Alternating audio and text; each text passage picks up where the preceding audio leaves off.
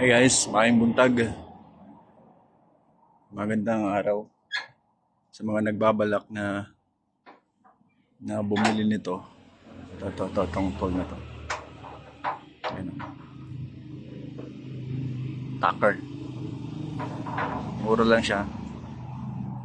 Pero may downside. Mag-honest review lang, mag-honest review. Honest review nito. Kung mahilig kayo sa DIY at mahaba pasensya nyo, okay sa inyo to guys, pero pagka maiksi pasensya nyo, pag-iinit ulo nyo, may tatapon nyo to guys. Kasi ito yung downside niya guys. Oh. Malakas siya pero yung downside niya, sumasablay guys. Ayun, oh. Lalo pagka mabilisan yung trabaho mo, yan, sumasablay siya. Ayun, oh. Kaya pag mainitin ulo mo, maitatapon mo talaga to.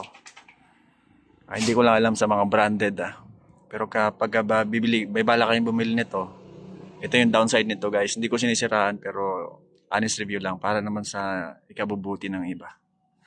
Okay? Sablay siya guys. Ayan. Okay siya. Ganito. Ayan. Pag mabilisan, ayan, sumasablay. Ayan. Talagang iinit ulo mo. Okay?